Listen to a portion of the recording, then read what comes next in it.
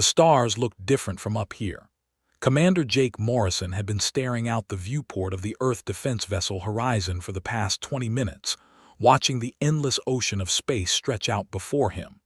He had been doing this job for 15 years now, exploring the darker corners of the galaxy, mapping systems that humanity had never visited before. Yet somehow, the wonder of it all never quite faded. "And we're getting close to the coordinates," Lieutenant Amy Cole called from her station. Her voice snapped Jake back to the present. He turned away from the viewport and walked over to where she sat surrounded by glowing screens and holographic displays.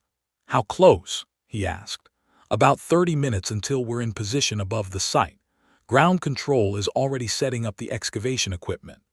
Amy tapped a few commands into her console, bringing up a three-dimensional map of North Africa. Red marker pulsed in the middle of the Sahara Desert. The energy signature is still there, exactly where the survey team found it 3 weeks ago. Jake leaned closer to examine the readings.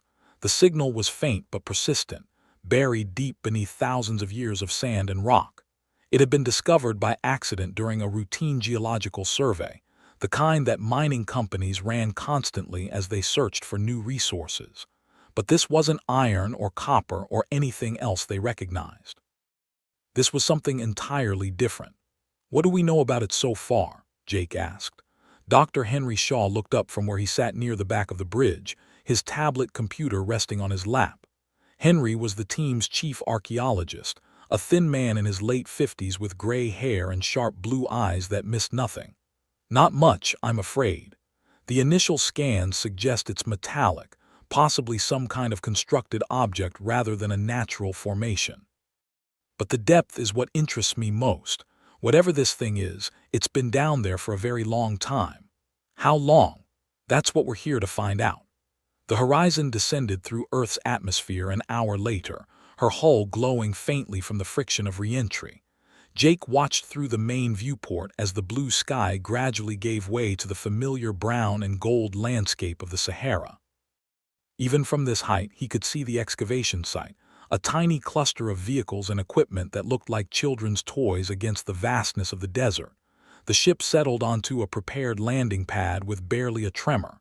Jake was always impressed by Amy's piloting skills. She could land a vessel the size of a small city block with the gentleness of a falling feather. "Nice work, Lieutenant," he said as he headed for the exit ramp. "Thank you, sir. Just another day at the office." The heat hit Jake like a physical wall the moment he stepped outside. He had forgotten how brutal the desert could be during the day. Within seconds, sweat was forming on his forehead despite the cooling systems built into his uniform. Henry followed him down the ramp, already pulling up information on his tablet. A woman in dusty work clothes was waiting for them at the bottom. She was perhaps 40 years old, with dark skin and eyes that squinted against the harsh sunlight. "Commander Morrison. I'm Dr. Patricia Hayes, site supervisor. Welcome to what might be the most important archaeological discovery in human history." Jake shook her hand. "That's quite a claim, Doctor. Wait until you see it." Patricia gestured toward a series of large tents that had been set up about 200 meters away. "We've already removed the first layer of sand. What we found underneath is remarkable." They walked across the hot sand toward the excavation site. As they got closer, Jake could see that the tents were arranged around a large pit that descended deep into the ground. Dozens of workers moved around the edges, some operating heavy machinery while others carefully brushed away sand from what looked like a smooth, dark surface. "We started digging 3 days ago," Patricia explained as they approached the edge of the pit. "The object is huge, Commander, much bigger than we initially thought. Based on our scans, it extends at least 3 kilometers in length and perhaps half a kilometer wide." Jake stopped at the edge and looked down. The pit was already 20 meters deep, and at the bottom he could see what Patricia was talking about. A surface that gleamed like polished metal, perfectly smooth and covered with intricate patterns that seemed to shift and flow even as he watched them. "What is it made of?" Henry asked, his voice filled with excitement. "We don't know. The spectral analysis doesn't match anything in our databases. Whatever this material is, it's not something we've encountered before." Patricia pulled out a small device and pointed it at the surface below. The energy signature is coming from deep inside, maybe at the center of the structure. But here's the really interesting part. Watch this. She tapped a command on her device. Down in the pit, one of the workers approached the metallic surface and placed his hand on it. The patterns immediately began to glow, a soft blue-white light that spread out from the point of contact like ripples on a pond. It reacts to touch, Patricia said. Not just touch, actually. It seems to respond to living beings in general. We've tried various animals and they all produce the same effect, though humans seem to generate the strongest response. Jake felt a chill run down his spine despite the desert heat. You're saying this thing is aware, that it knows we're here. I'm saying it appears to have some kind of reactive system that we don't understand yet. Whether that constitutes awareness is a question I can't answer. Over the next 2 weeks, the excavation continued around the clock. Jake had called in additional teams from the Exploration Corps, along with specialists in materials science, energy systems, and xenoarchaeology.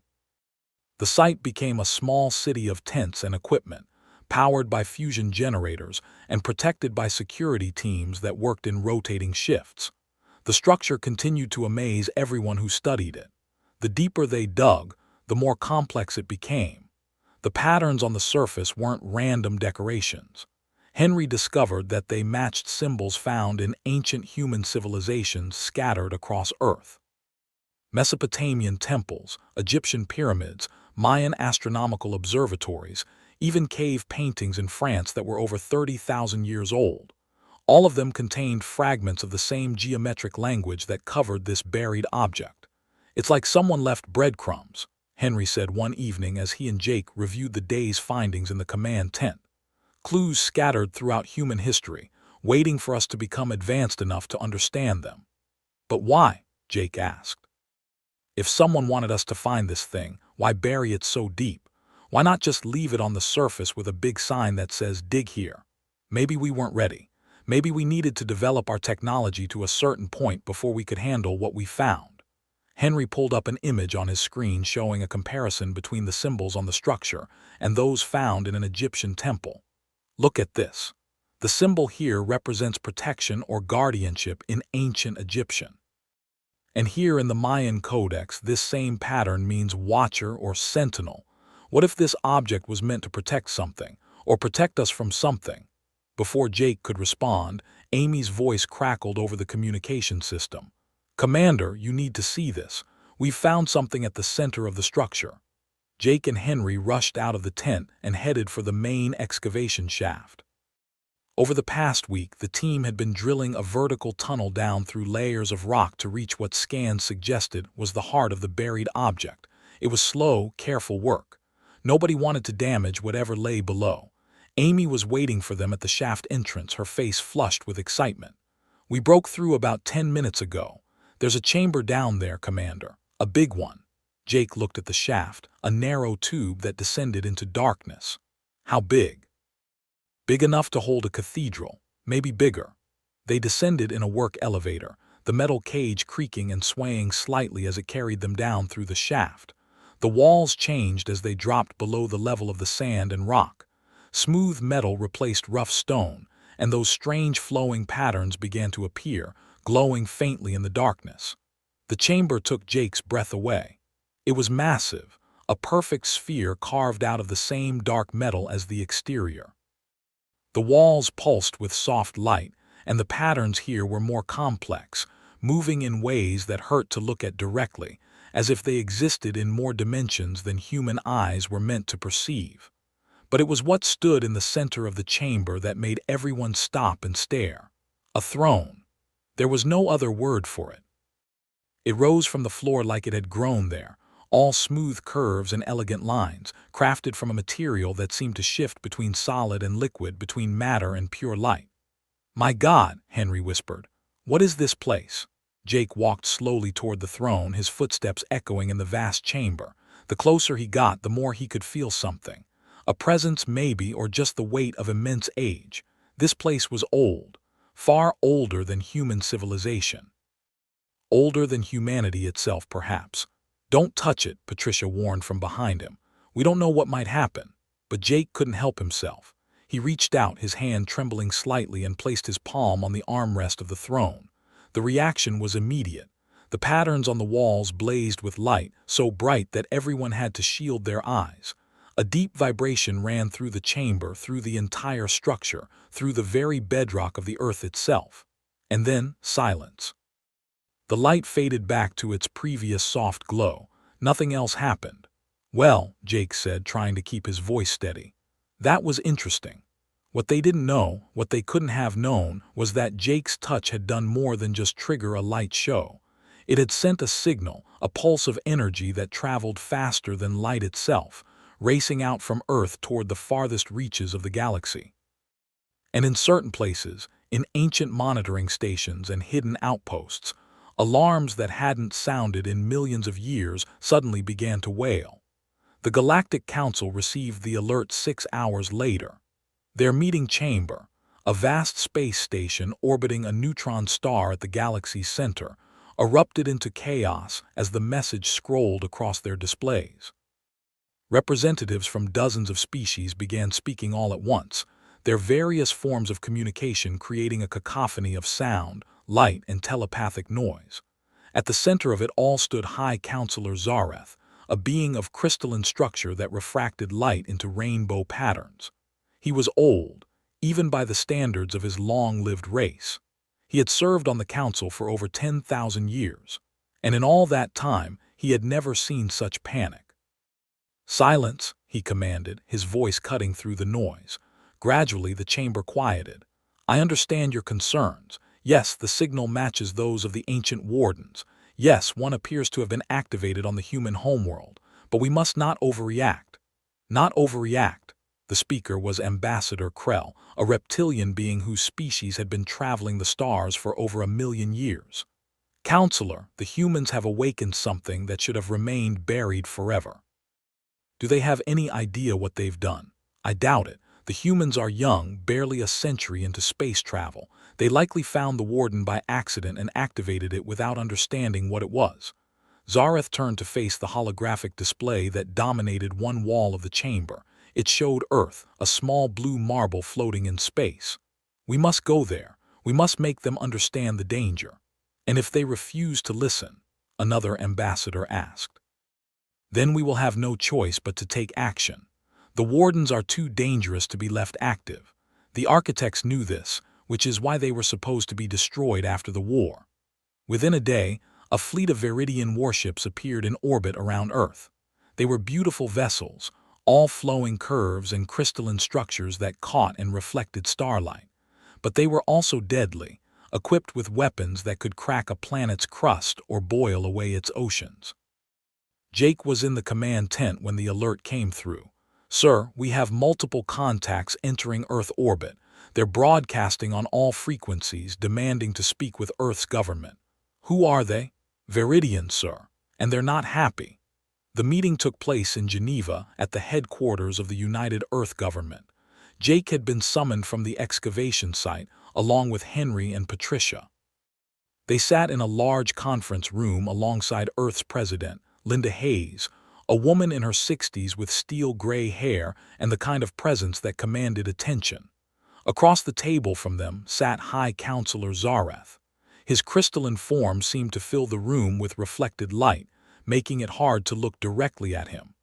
"Thank you for agreeing to meet with me, Madam President," Zareth said. His voice seemed to come from everywhere at once, bypassing ears entirely to implant meaning directly into their minds. "Though I wish the circumstances were different." "As do I, Counselor," Linda replied calmly. "Your fleet's arrival has caused quite a stir. People are frightened." "They should be frightened, not of us but of what you have discovered." Zareth gestured, and a holographic image appeared in the air between them.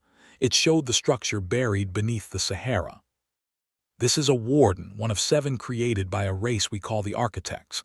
They existed long before any current civilization, perhaps billions of years ago. They shaped this galaxy according to their will, and when they left, they created the wardens to protect their most important works." Henry leaned forward, his academic curiosity overriding his nervousness. "Protected from what?" "From those who would destroy or misuse them. From outside threats. From chaos itself." Zareth's form flickered with what might have been agitation. The Wardens are the most powerful weapons ever created. Each one can reshape reality, bend the laws of physics, unmake entire fleets with a thought. They were designed to be invincible, unstoppable. Then why were they buried? Jake asked. Because they are too dangerous. After the architects departed, the Wardens continued their mission. But without their creators to guide them, they became rigid, absolute. They destroyed civilizations that the architects might have spared, remade worlds to match an ancient vision that no longer applied. Eventually, the galaxy's elder races banded together and fought a terrible war to shut them down. We thought we had destroyed all seven. Apparently, we were wrong. Linda's expression remained calm, but Jake could see the tension in her shoulders. What do you want us to do, counselor? You must deactivate the Warden immediately. Do not attempt to study it further. Do not try to communicate with it. Simply shut it down and bury it again, deeper this time where it can never be found. And if we refuse, the temperature in the room seemed to drop several degrees.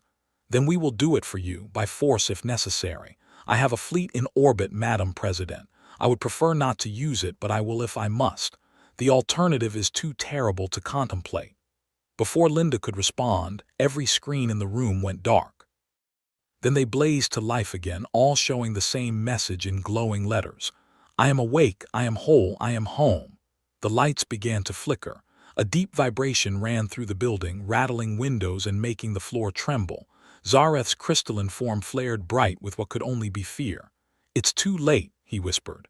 The Warden is activating. Far beneath the Sahara Desert, in that vast spherical chamber, the throne began to glow. Energy poured through the structure, systems coming online after millions of years of dormancy. The patterns on the walls moved faster now, carrying information, processing data, running calculations at speeds that made quantum computers look like children's toys. Workers at the excavation site ran for cover as the ground began to shake. Sand fell away in cascading waves, revealing more and more of the massive structure below. And slowly, inexorably, it began to rise. Jake watched through the windows of the conference room as news feeds from around the world showed the same thing. The Warden was emerging from the Earth that had hidden it for so long. It was enormous, easily 3 kilometers from end to end, shaped like nothing human engineers had ever built. It looked organic somehow, despite being made of metal and energy, like a vast creature that had chosen to sleep and was now stretching after a long dream. What will it do? Linda asked quietly. Zareth didn't answer. He was watching the displays with an expression that Jake was beginning to recognize as absolute terror. And then every communication device in the room activated at once. Phones, computers, the holographic display, even the emergency broadcast system. All of them spoke with the same voice, vast and layered with harmonics that suggested something far beyond human understanding. I am Aegis. I was created by the architects to stand watch over this world. For 50,000 years I have slept, monitoring humanity's growth from scattered tribes to explorers of the stars. I have watched your wars and your peace, your cruelty and your compassion, and now I am needed once more. Linda found her voice first. Needed for what? To protect you, to protect this galaxy. The Devourers are returning. The name caused an immediate reaction. Zareth's form went completely still, all light draining away until he looked like a statue of dark glass. Several other alien ambassadors who had joined the meeting remotely made sounds of distress, their various physiologies all expressing the same thing: terror, pure primal terror. That's impossible, Zareth finally said. The Devourers were destroyed. The architects and their wardens eliminated them before the architects departed. There hasn't been a sighting in over 3 million years. We contained them, Counselor. We did not destroy them. We pushed them beyond the galactic rim and sealed the passages they might use to return, but seals erode, barriers weaken, and they have had 3 million years to find a way back. The voice of Aegis remained calm, almost gentle. I have monitored the barrier constantly during my long sleep. For the past century I have detected increasing pressure from beyond, probing attacks, testing strikes. They are coming back, and they are hungry. A new image appeared on the displays. A map of the galaxy, familiar to Jake from countless navigation charts, but now it showed something new. red markers at the rim, spreading slowly inward like drops of blood in water. The first breaches have already occurred, Aegis continued. 3 systems went silent in the past month. The Viridian outposts detected unusual readings before communication ceased. Those were not system failures or natural disasters. Those were the Devourers beginning their harvest. Amy, who had been standing quietly near the back of the room, pulled up files on her tablet. Her hands were shaking. The Kepler sector, the Antares chain, the outer reaches, that's more than 40 billion people across those systems. 40 billion and 17, Aegis corrected softly. I counted each one as their life signs vanished. I felt them die even from this distance. That is my function, to be aware, to know when the enemy approaches. The room erupted into chaos. Everyone began talking at once, voices rising in fear and confusion. Jake noticed that Zareth had still not moved, his crystalline form dark and silent. President Hayes raised her hand, and gradually the noise died down. Aegis, what can we do? Earth is one planet. We've been traveling to the stars for barely 100 years. How can we possibly fight something that terrifies civilizations millions of years old? Because you are different. The architects chose Earth for a reason, President Hayes. Humanity possesses something unique, a spark of potential that older races have lost. You are adaptable, creative. You refuse to accept impossible odds. You have survived ice ages and plagues, wars and disasters that should have ended you. And you have done it without the guidance of the architects, without ancient technology or inherited knowledge. Everything you have achieved, you built yourselves. That's a nice speech, Jake said, surprising himself by speaking up. But it doesn't answer the question. How do we fight? You fight with me. I'm the most powerful weapon the architects ever created. I can reshape reality, manipulate the fundamental forces of the universe, and field defensive systems that can protect entire solar systems. But I am also dangerous. Power of this magnitude cannot be wielded lightly. That is why I was buried, why I slept. The architects feared what they had made, even as they recognized its necessity. Zareth finally spoke, his voice hollow. The Warden speaks truth. The architects created 7 wardens to fight the Devourers. Each one was powerful enough to obliterate entire civilizations if misused. After the war ended, the architects ordered all 7 destroyed because they were too dangerous to exist. We thought it had been done. We thought we were safe from both the Devourers and the Wardens. Yet the architects left me here, Aegis said. They could have destroyed me, but they chose instead to hide me, to let me sleep and wait. Why do you think that was, Counselor? Because they knew, Zareth said quietly. Somehow they knew the Devourers would return, and they knew the younger races wouldn't be ready to face them alone. Linda Hayes stood up, her decision made. Then we need to start preparing. Commander Morrison, you found Aegis. You'll work with it to coordinate our defense efforts. Dr. Shaw, I want everything you can learn about the architects and these Devourers. Lieutenant Cole, start working on integrating Warden technology with our fleet. She turned to face the holographic representation of Aegis that had appeared in the center of the room, a simplified avatar of the vast intelligence that inhabited the structure in the Sahara. You said you were here to prepare us. Then teach us. Show us how to fight. I will, Aegis promised. But you must understand what you are agreeing to. The battle ahead will change humanity forever. You will witness wonders and horrors that no species should see. Many of you will not survive. Your world will become a fortress, your people soldiers in a war that spans the galaxy. Is this truly what you want? Linda's expression was firm. I want my species to survive. I want Earth to have a future. If that means we have to fight, then we'll fight. Then we have work to do. The first major incursion will reach inhabited space in 42 days. That is how long we have to prepare. 42 days, Amy muttered from the back of the room. That's not much time. No, Aegis agreed, but humanity has accomplished much with far less. Come, let me show you what we will build together. The next morning, Jake stood on the observation platform that had been hastily constructed around the Warden. Aegis now rose fully from the desert sand, a massive structure that dwarfed anything humanity had ever built. In the early dawn light, its surface seemed to glow with an inner radiance, the patterns flowing across its hull like water running downhill. Amy joined him on the platform, carrying 2 cups of coffee. She handed one to Jake without a word. They both needed the caffeine. Neither of them had slept much in the past 24 hours. "It's beautiful," Amy said quietly. "Terrifying, but beautiful." "Yeah." Jake took a sip of his coffee, wincing at how hot it was. "I keep thinking about what Zareth said. That these things destroyed entire civilizations after the architects left. What if Aegis decides we're not worth protecting? What if it decides we're the threat? Then we're in trouble either way. With the Devourers coming, at least Aegis gives us a chance." Before Jake could respond, Aegis's voice spoke directly into their minds. It was becoming easier to get used to, though it still made Jake's skin prickle. "Commander Morrison, Lieutenant Cole, please report to the central chamber. We have much to discuss and very little time." The interior of the Warden had changed overnight. Where before there had been just the single spherical chamber with the throne, now there were corridors and rooms that seemed to appear out of nowhere. The walls still showed those flowing patterns, but now they occasionally displayed information in languages Jake could actually read. They found Henry already in the central chamber, standing before a massive holographic display that showed the galaxy in stunning detail. The old archaeologist looked like a kid in a candy store, his eyes wide with wonder as he manipulated the display with hand gestures. "This is incredible," Henry said without looking away from the display.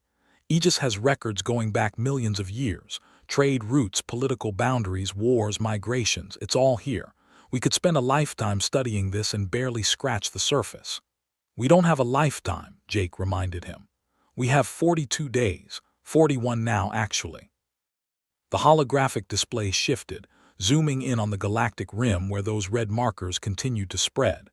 "Correct, Commander," Aegis said. Its avatar appeared next to them, a humanoid figure made of light that was easier to look at than the vast reality of the Warden itself. "The Devourers move slowly, but they are inexorable. Once they establish a foothold, they begin converting matter into more of themselves. They are not a species in the traditional sense. They are more like a force of nature, entropy given form and purpose." "What do they want?" Amy asked. "To consume. That is their only drive, their only purpose. They devour everything, stars, planets, even the fabric of space itself. The architects believe they came from outside our universe, from a place where the laws of physics are fundamentally different. Here, they are like a cancer, consuming and spreading without limit." Henry finally tore his attention away from the display. "How did the architects stop them before?" "They didn't stop them. They contained them. The war lasted for thousands of years and cost billions of lives. In the end, the architects and the 7 wardens managed to push the Devourers beyond the galactic rim and seal the passages between dimensions. But it was not a permanent solution. The architects knew this, which is why they left me here to watch and wait." Jake studied the red markers on the display. They were spreading from 3 different points on the rim, slowly working their way inward. "How long until they reach inhabited space? The heavily populated areas, I mean. If they maintain their current rate of expansion, approximately 6 months, but that rate will accelerate as they gain more mass to work with. Each system they consume makes them stronger faster. Then we need to hit them now while they're still weak." "Precisely. But first, we must prepare your fleet. Human vessels, as they currently exist, would last perhaps 30 seconds against even a small Devourer formation. We need to upgrade them significantly." Over the next week, Jake watched as Aegis transformed humanity's space fleet. Ships that had been designed for exploration and light defense were retrofitted with technology that seemed like magic. Energy shields that could withstand the heat of a star. Weapons that fired compressed packets of reality itself. Engines that bent space rather than pushing through it. The process was fascinating to watch. Aegis would extend tendrils of energy from its hull, and wherever they touched a ship, the vessel began to change. New structures grew from the existing framework, integrating seamlessly with human technology. It wasn't replacement but enhancement, taking what humanity had built and making it something greater. Jake's own ship, the Horizon, was one of the first to be upgraded. When he finally got to walk through it again, he barely recognized it. The corridors were wider, the walls reinforced with that same strange material that made up Aegis's hull. The bridge now featured displays that showed information in ways Jake's brain couldn't quite process at first, layered data that existed in multiple dimensions at once. "It's going to take some getting used to," Amy said from the pilot's station. She was running her hands over the new controls, getting a feel for how they responded. "But I think I like it. The engines are incredible. According to these readings, we could reach the galactic rim in less than a week." "That's impossible. It would take months with our old drives." "Not anymore," Amy grinned. "Aegis wasn't kidding about upgrading us. We're not just a patrol vessel anymore, Commander. We're a warship." But it wasn't just the military that was changing. Aegis had offered to help Earth in other ways as well, and President Hayes had been quick to accept. Medical technology that could cure diseases humanity had struggled with for centuries. Agricultural techniques that could grow food in the harshest environments. Energy systems that could power entire cities without pollution or waste. Jake knew there would be those who feared these changes, who would say humanity was losing its identity by accepting Warden technology. He had already heard the protests starting, seen the news broadcasts debating whether they were making a deal with something they didn't understand. But he also saw the children who could now walk after being paralyzed, the farmers in drought-stricken regions who suddenly had water, the people living in poverty who now had access to clean energy. Change was never easy, but sometimes it was necessary. On day 12, the Galactic Council made their decision. Zareth appeared on every broadcast channel across Earth, his crystalline form shimmering with reflected light. "People of Earth," he began. "The Council has debated long and hard about your discovery and activation of the Warden known as Aegis. Many wanted to demand its deactivation by force if necessary. But events have moved beyond our control. The Devourers are confirmed to be returning, and we need every advantage we can muster." He paused, and Jake thought he could detect something like resignation in the Councilor's posture. "Therefore, the Galactic Council officially recognizes Earth's claim to Aegis. Furthermore, we are forming a joint defense force, combining the fleets of all member species under unified command. This force will be tasked with stopping the Devourer incursion before it can reach the core worlds." "That's huge," Henry said. They were watching the broadcast from the command tent at the excavation site. "The Council has never formed a unified military force before. Individual species work together sometimes, but never anything on this scale." "Desperate times," Jake replied. "Zareth is scared. Hell, they're all scared. And if beings who have been traveling the stars for millions of years are frightened, we should probably be terrified." "Are you terrified, I mean?" Jake thought about it. "No, maybe I should be, but I'm not. We have Aegis. We have a purpose. For the first time since we reached the stars, humanity has something important to do. Something that matters on a galactic scale. That's not terrifying. That's exhilarating." The training began on day 15. Aegis had insisted that humans needed to understand how to fight alongside Warden technology, not just rely on it blindly. Volunteers from Earth's various military forces arrived at the Sahara site by the thousands, eager to learn from the ancient guardian. Jake was required to attend as well, despite his protests that he was an explorer, not a soldier. Aegis had been firm on this point. "You awakened me, Commander. You placed your hand on my throne and initiated the reactivation sequence. Whether you intended it or not, you have a connection to me now. I can sense your thoughts more clearly than others, and you can understand my communications with less difficulty. This makes you valuable as a liaison." The training was unlike anything Jake had experienced. Aegis didn't just teach tactics and strategy. It taught them how to think differently, how to perceive the battlefield in multiple dimensions at once, how to anticipate enemy movements by understanding the mathematical patterns that governed all motion, how to coordinate attacks across vast distances using quantum-entangled communication systems that made messages instantaneous regardless of range. It was exhausting. Every evening, Jake would return to his quarters with a splitting headache from trying to process information in ways his brain wasn't designed for. But gradually, it became easier. His mind adapted, learning to handle the new input without being overwhelmed. Amy proved to be a natural at it. She had always been gifted with spatial reasoning, able to visualize complex three-dimensional movements in her head. Now, working with Aegis's training programs, She could track dozens of ships simultaneously and predict their movements with uncanny accuracy. "You should see this," she told Jake one evening after a particularly intense session. "When I'm plugged into the simulation, it's like I can see the entire battlefield at once. Not just see it, but feel it. I know where every ship is, where they're going, what they're going to do next. It's incredible." "It sounds dangerous," Jake said. "What if you get too dependent on it? What if you can't function without that enhanced perception? Then I guess I'd better make sure nothing happens to our warden friend." On day 23, the first ships from other species began arriving. They came from across the galaxy, answering the Council's call to arms. Viridian cruisers with crystalline hulls that refracted starlight into deadly beams. Krell dreadnoughts covered in thick armor plating that could withstand tremendous punishment.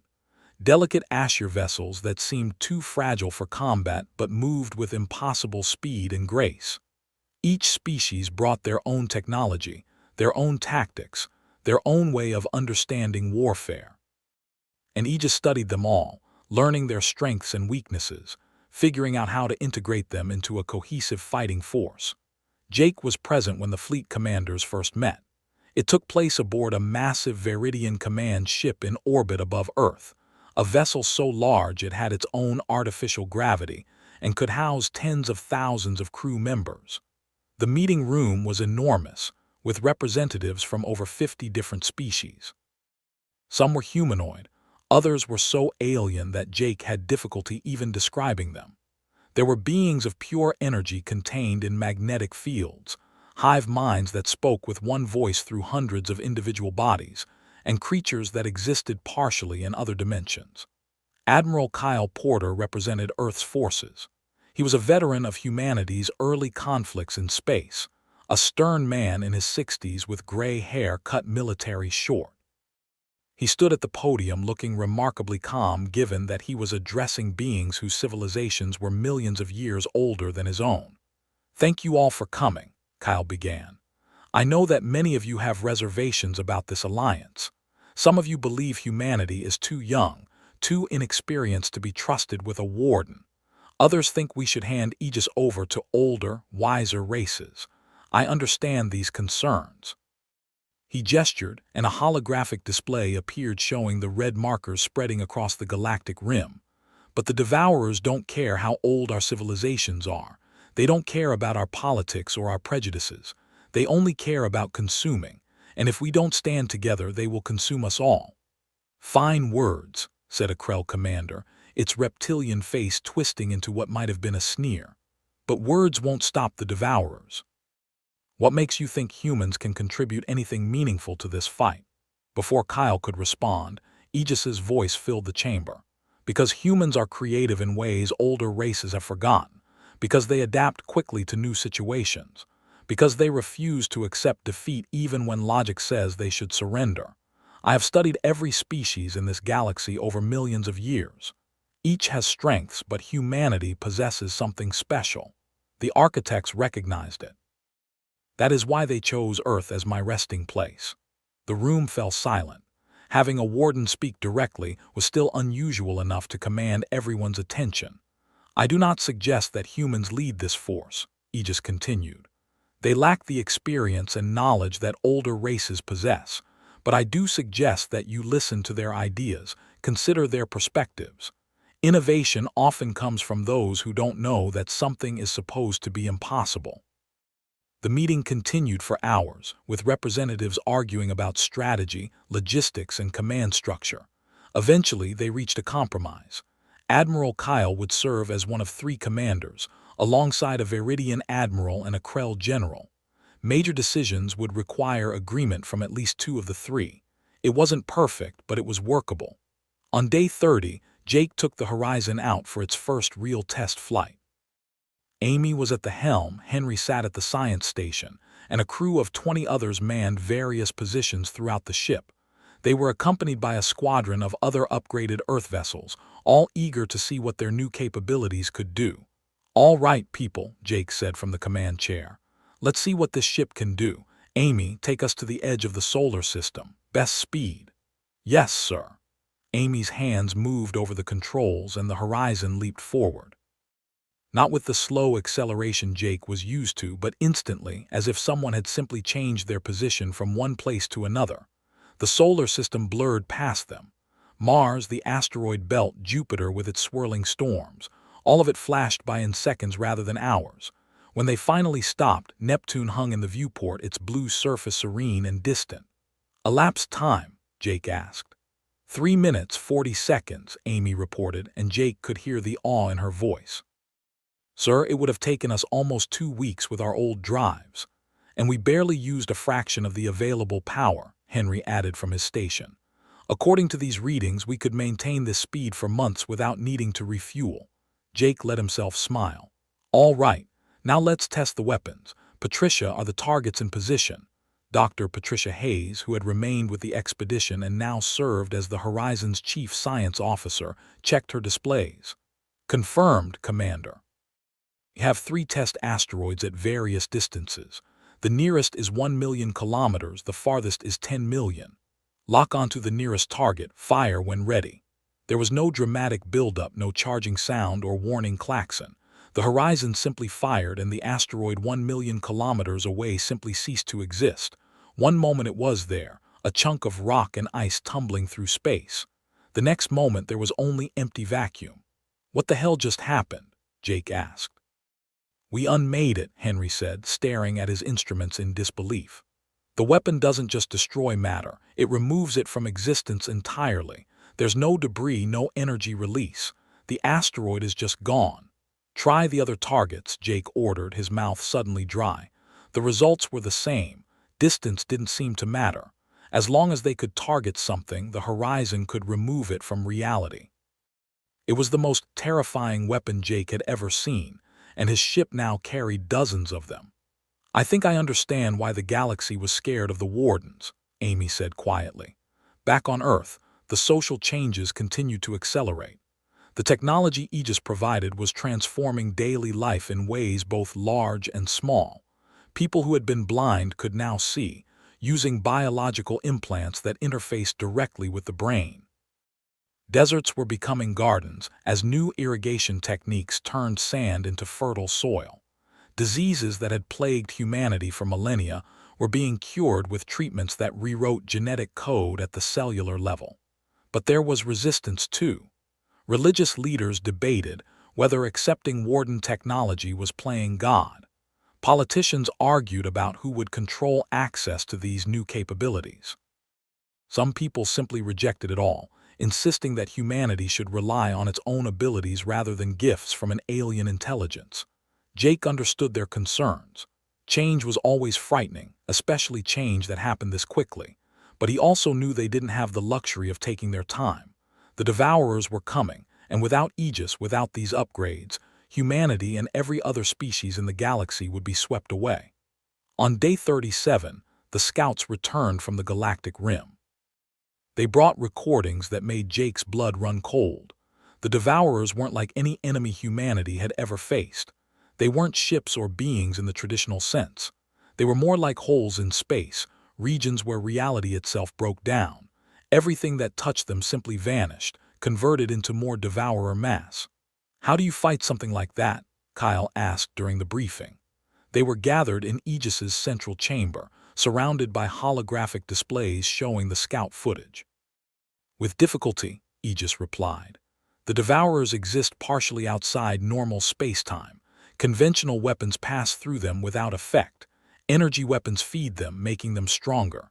The only reliable way to combat them is with reality-stabilizing technology, which is what the Warden weapons provide. So we're the only ones who can hurt them. You and any other vessels I have upgraded with Warden technology, which is why the coming battle is so critical. If we lose, there is no second line of defense." The Allied fleet assembled on day 40. Over 3,000 ships from dozens of species, all gathered in a loose formation around Earth. It was the largest military force ever assembled in galactic history, and Jake felt a surge of pride knowing that humanity stood at its center. Aegis itself would lead the fleet. The massive Warden had detached from the Earth's surface, rising into orbit with a grace that belied its enormous size. It was surrounded by a nimbus of energy, and Jake could feel its presence in his mind, a constant awareness that was both comforting and slightly unsettling.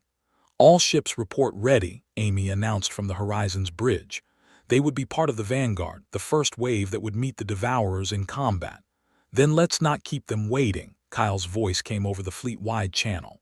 "All vessels prepare for jump. Destination: Sector 447, Galactic Rim. We're going to show these things that this galaxy is defended." The jump was instantaneous. One moment they were in orbit around Earth, the next they were at the edge of the galaxy, staring into the dark void beyond. And there, spreading like an infection, were the Devourers. They looked like tears in reality, jagged rips in the fabric of space that revealed something beyond. Something that hurt to look at, that made Jake's eyes water and his head pound. They were surrounded by a haze of distorted space-time, and as Jake watched, one of them touched a nearby asteroid. The rock simply vanished, absorbed into that hungry void. "All ships, battle formation," Kyle ordered. "Remember your training. Stay together, maintain overlapping shields, and don't let them isolate anyone." The fleet moved into position, thousands of ships arranging themselves into a defensive sphere with Aegis at the center. The Devourers noticed them and began to move, flowing through space like oil on water. "Here they come," Amy said unnecessarily. The first Devourer reached the fleet's outer perimeter and immediately hit the shields of a Viridian cruiser. For a moment nothing happened. Then the shield flickered and the Devourer passed through, touching the ship's hull. The cruiser didn't explode or break apart. It simply ceased to exist, vanishing in the blink of an eye. "All ships, open fire," Kyle commanded. The space between the fleet and the Devourers lit up with weapons fire. Lasers, missiles, particle beams, all the traditional weapons that the galaxy's races had developed over millions of years, and all of them were completely ineffective. The weapons passed through the Devourers as if they weren't there, or were absorbed into that hungry void, making them larger. But then Aegis fired. A beam of pure white light lanced out from the Warden's hull, striking one of the Devourers. The creature writhed, its form becoming unstable, and then slowly it began to shrink, its mass unwinding as reality reasserted itself in the space it occupied.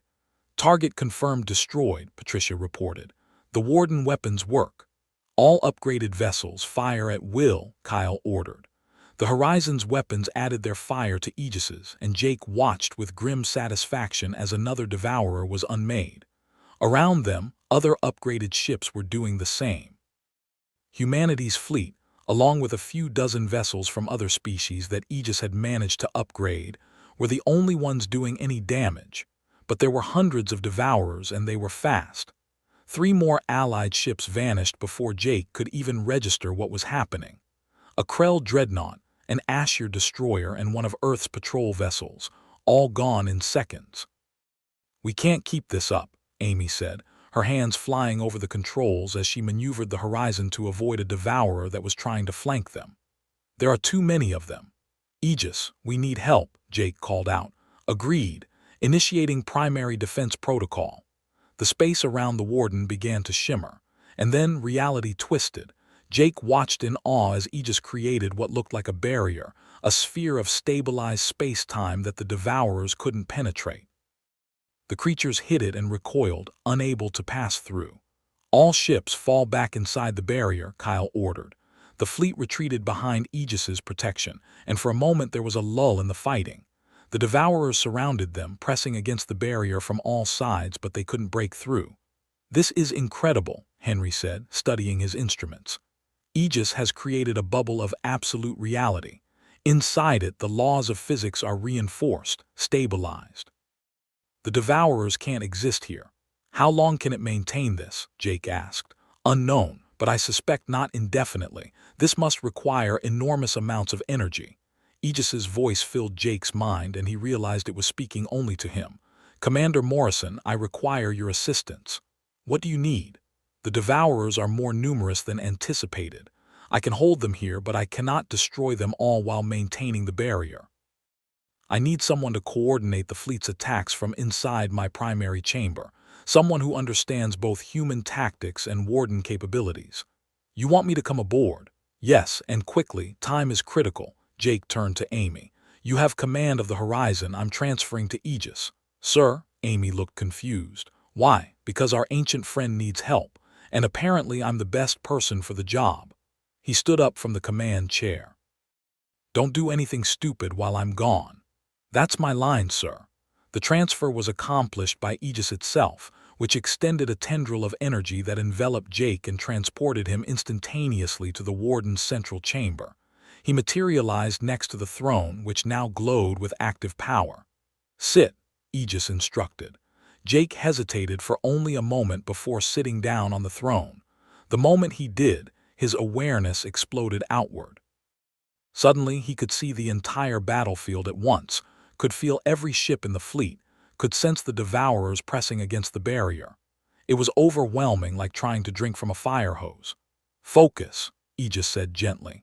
Let me guide you. Slowly, Jake's perception stabilized. He could still see everything, but now it was manageable, organized. He understood what Aegis needed. The warden was expending so much energy maintaining the barrier that it couldn't coordinate attacks effectively. But with Jake sitting on the throne, linking his human creativity and adaptability with Aegis's vast computational power, they could work together. All ships, this is Commander Morrison, Jake said, and he heard his voice broadcast across the entire fleet.